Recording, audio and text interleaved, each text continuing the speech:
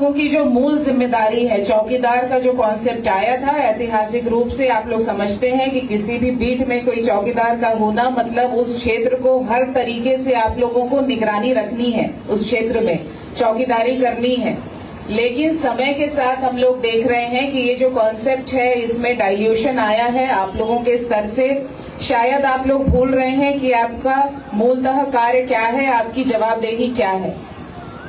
हम लोग देखते हैं कि अगर पुलिस के तौर पर देखें तो जो क्षेत्र में क्राइम बढ़ता है या भूमि विवाद को लेकर के मार पिटाई होती है या विभिन्न प्रकार की विधि व्यवस्था से संबंधित समस्याएं होती है, उन सभी में आप लोगों के द्वारा आसूचना दिया जाना आवश्यक है।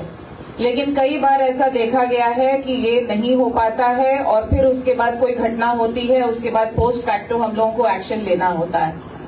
शराबबंदी की बात करें तो उसमें भी चौकीदारों की महत्वपूर्ण भूमिका है। आप लोगों का ये दायित्व है कि कहीं पर यदि अवैध शराब बनाया जा रहा है, बांटा जा रहा है, सप्लाई किया जा रहा है, उसकी सूचना आप लोग दें। लेकिन जितनी घटनाएं शराबबंदी से संबंधित कांड दर्ज हुए हैं उसमें देखा जाएगा कि 100% केसेस में आपके द्वारा ऐसा नहीं किया गया है।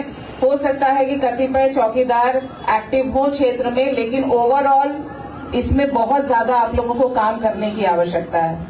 इसी क्रम में बताते चलें कि अभी लगभग 40 चौकीदारों के विरुद्ध आरोप पत्र गठित हो गए हैं, जिसमें ज्यादा केसेस में शराब से संबंधित ही आरोप दर्ज है कि या तो आप लोग प्रत्यक्ष या अप्रत्यक्ष रूप से उसमें शामिल थे। अप्रत्यक्ष इसलिए क्योंकि ऐसी घटना हो रही थी लेकिन आप लोगों ने बताया नहीं।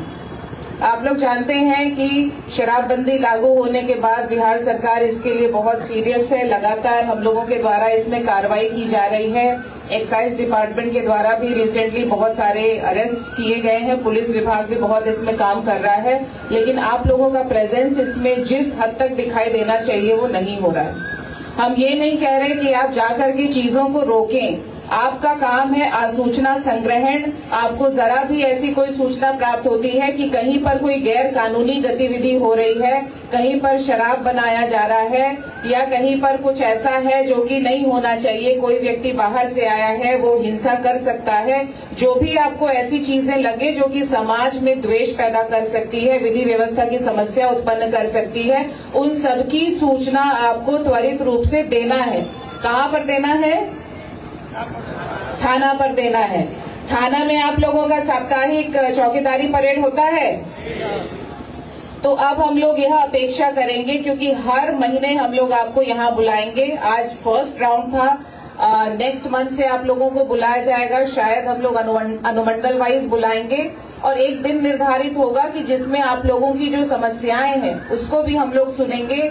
यदि ऐसा लगता है कि कुछ ऐसी चीजें हैं जो आपका निराकरण नहीं हो रहा है तो हम लोग हैं आपकी समस्याओं को सुनने के लिए। लेकिन एक डिसिप्लिन्ड, ऑर्गेनाइज और कमिटेड फोर्स हम लोगों को चाहिए। इतनी बड़ी संख्या है, विधि व्यवस्था में लगातार आप लोग ड्यूटी कर रहे हैं, लेकिन थोड़ा सा प्रोएक्टिव होने की इसमें जरूरत है। मैं देख रही हूँ कि इसमें कई महिलाएं भी शामिल हैं और कतिपय चौकीदार ऐसा लग रहे हैं कि 60 साल से अधिक है क्या ऐसा? तो यह भी वेरिफिकेशन होगा। एक एक चौकीदार, एक एक दफादार की हम लोग जांच कराएंगे कि भाई बिल्कुल जो गाइडलाइन है उसके तहत आप लोगों को काम करना है। कर लेंगे आप लोग? यूनिफॉर्म का पैसा मिलता है तो क्यों नहीं करते यूनिफॉर्म? अच्छा क्यों नहीं सिलवा के पहनते? अच्छा लगता है। ये जो आपका अपीयरेंस है ये केवल आपके लिए नहीं है, ये अपीयरेंस है कि लोगों को कॉन्फिडेंस आता है कि नहीं, सामने एक फोर्स है। आप अपना जो फोर्स वाला एस्पेक्ट है उसको भूल रहे हैं, ये नहीं करना है। आज यहाँ से जाएं तो ये व्यवस्थाएं कराएं। कोई दिक्कत है तो हम लोग यहाँ पर बैठते हैं। 2 दिन जनता दरबार भी होता है और आप लोग बिना जनता दरबार के भी आ सकते हैं कभी, लेकिन सही काम के लिए, है ना। किसी की पैरवी करना है कि फलना, ये सब नहीं। जैसा कि बताया गया कि आप लोगों को लोकली वहां पर रहना है तो जुड़ाव हो जाता है लोगों से। यदि उन्हीं लोगों के द्वारा कानून का उल्लंघन किया जाता है तो मिल नहीं जाना है उनके साथ, क्योंकि आपकी न केवल उससे नौकरी जाएगी बल्कि आप लोगों के विरुद्ध भी कार्रवाई होगी। और यदि कोई सरकारी कर्मी या पदाधिकारी कानून का उल्लंघन करता है तो ज्यादा सजा होती है।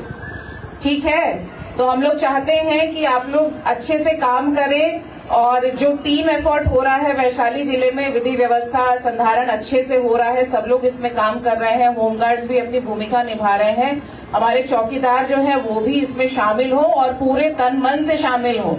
सिर्फ शामिल होना है कि चौकीदार है इस तरह से नहीं।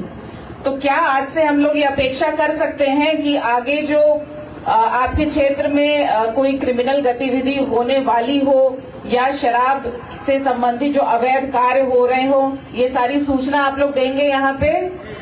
मान ले इसको। तो आप लोग ये भी मान लीजिए कि यदि शराब कहीं पर पकड़ाया और वहां के चौकीदार के द्वारा सूचना नहीं दी गई थी तो आप पे भी कार्रवाई होगी। तो जा करके बढ़िया से अपने क्षेत्र को एक बार घूमिए। हो सकता है कि कुछ लोग कभी बीमार हो, बीच में नहीं जा रहे हो क्षेत्र में, जाके बढ़िया से सर्वे कीजिए। आपकी नजर एक एक घर पर होनी चाहिए और कई ऐसी सरकारी योजनाएं होती है, कई ऐसी चीजें होती है जिसमें हम लोगों को जरूरत होती है कि घर घर कौन लोग रहते हैं, किस प्रकार के लोग रहते हैं, उसमें आवश्यकता होती है जानकारी की। अभी 17 अप्रैल से सेंसस का कार्य शुरू होने वाला है, उसमें भी हमारी जो टीम्स है घर घर जाएंगी, सबका सूचना संग्रहण करेंगी, सबका डिटेल्स लेंगी। लेकिन अब आपको बिल्कुल एक्टिव फोर्स के रूप में काम करना है, ठीक है।